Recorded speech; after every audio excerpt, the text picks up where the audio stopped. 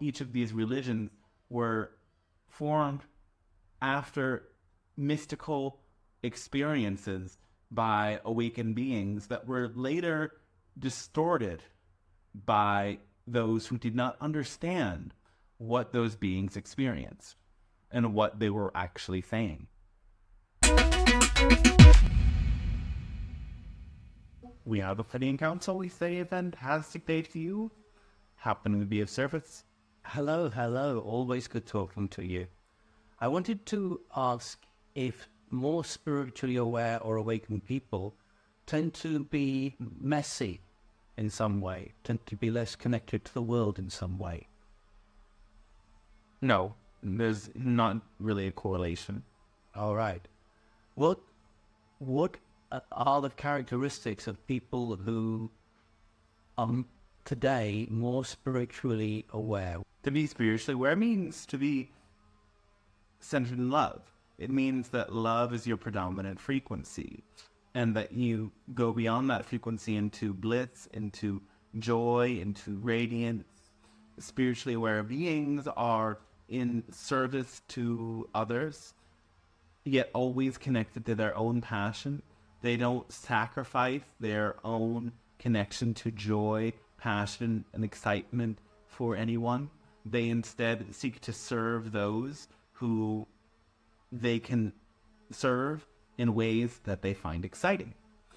They have a great deal of love and self-acceptance.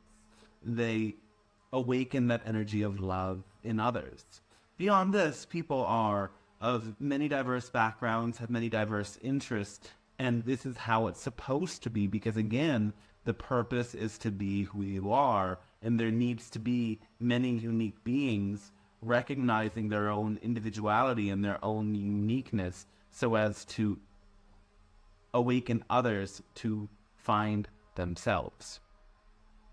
Right, so there isn't any particular place on Earth or nationality, or it's completely random across all the people of Earth, the waking up spiritually. Every place on Earth has its own conditions, and people express being awake in different ways in different places around the world.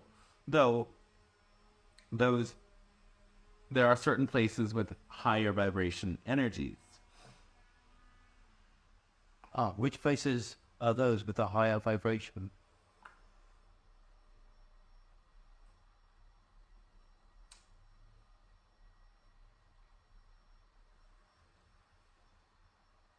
We don't really need to answer that question. Okay. It does not serve a purpose from our perspective, because you only need to know who are the people who are awake. What does their energy feel like? Their energy feels like love, joy, expansion. So spiritually awakened people also do not have the vibration of fear so much present in their being. They do not have the vibration of judgment very present in their being either. And so places where there is calmness and people are able to support themselves with ease generally foster greater levels of awakening than those places that do not. But that said, because there are people of all different inclinations around your world and living in all different conditions, there are awakened souls in every place, except in those places where there are such extreme fundamentalist religions and governments that suppress the idea of awakening. Nonetheless, there are some souls who are naturally more inclined to bring awareness and consciousness into areas of that nature. So are some of us bringing light to the places where we happen to be? You are. And how can we notice that and see that and feel reassured by that? You change the energy simply by being there, and you can notice it in the interactions that you have. This won't always be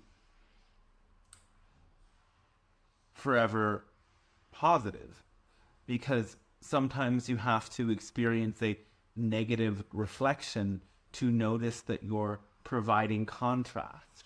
When you see people of a lower vibration judging you, that's also a representation that you are bringing a higher frequency energy to that area. Again, if your vibration was not at that higher frequency, it would not arouse such an energy in those around you. So while many of you hold back your energy because you witness and experience judgment, we encourage you to notice that that is a positive sign. You can also notice there are even better, more preferable positive signs, that people light up with joy in your presence, that they are grateful that you are around, that you open their minds in some ways. Is it true that when people are more spiritually awakened, they have a changed or different attitude towards death and their own dying? Yeah. So what is that about? Can you explain that?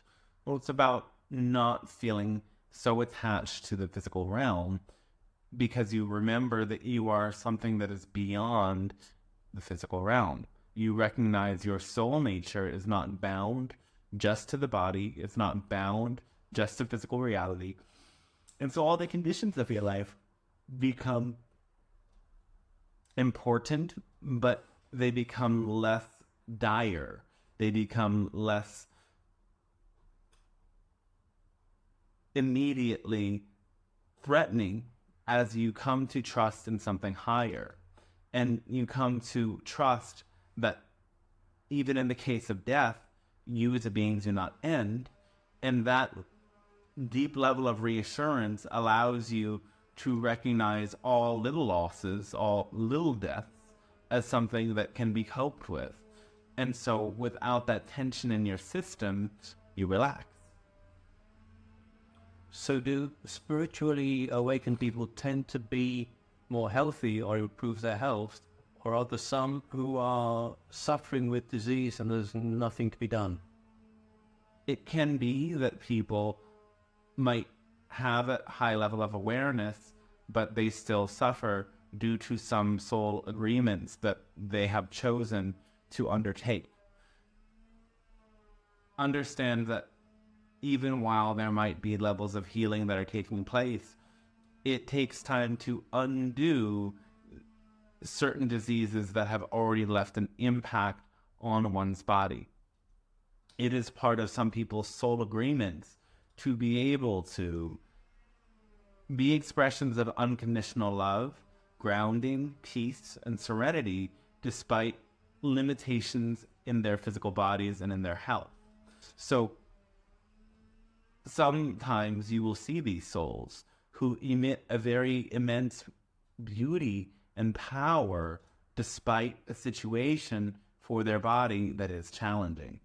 Though generally, those who are awake will come to be much healthier. It won't be without their own challenges. You have to fully understand that disease is caused by negative fear-based belief systems, and by undoing them, you can heal disease. So,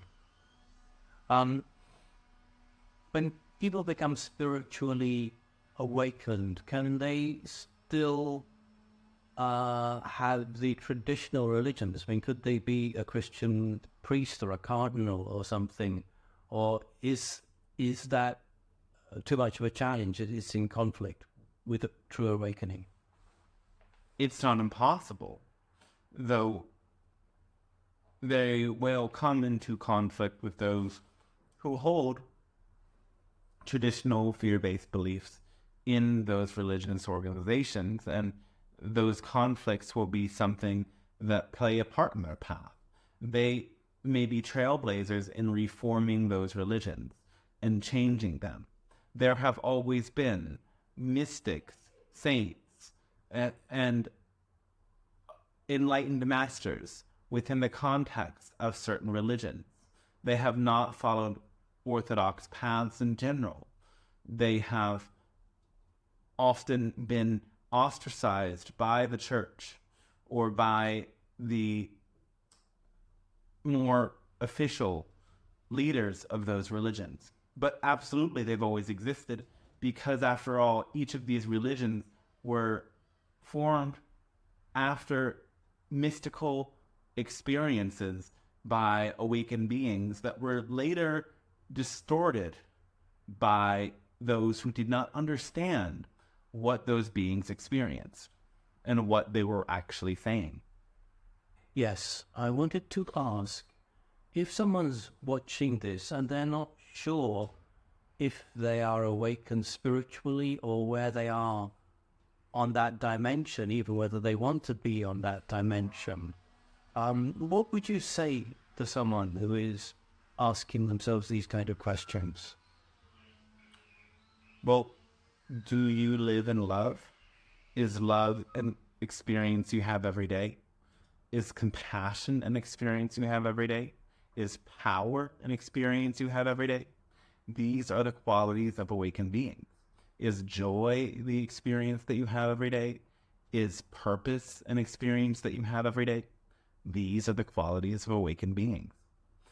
And if you are experiencing these things, then you can be sure that you are spiritually awakening or awakened. If you are coming to experience more of these energies, you can be sure that you are awakening. That's great. In that list, one item you mentioned was power. And can you be more specific about how that power emerges as you become spiritually awakened? Power expresses itself as the idea of positive belief in oneself and in one's connection to source, and in one's own worthiness despite any outer ostracization or such judgments. Power is the absence of judgment. Power is the presence of love and ease. Power comes from trusting in your own higher mind and the wisdom that it brings to you in the form of your passion, joy, and bliss. Are there any other words that might describe that what you're talking about?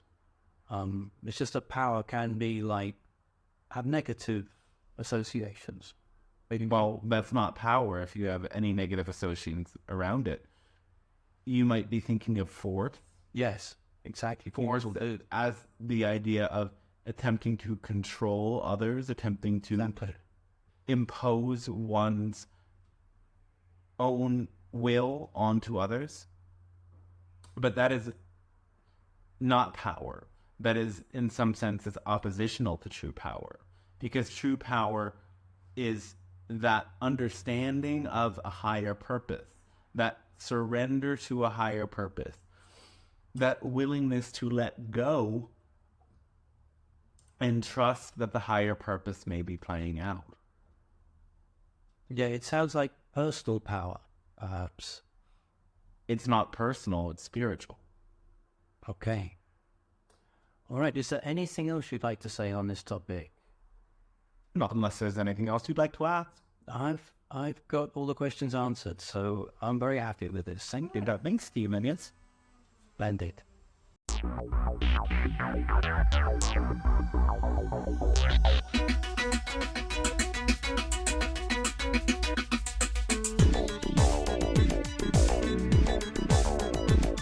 On the spaceship of Babel, we are gliding through the stars on a 5-year mission beyond Jupiter and Mars, a celestial encounter on a future Noah's Ark, and you won't hear us coming if you whisper in the dark.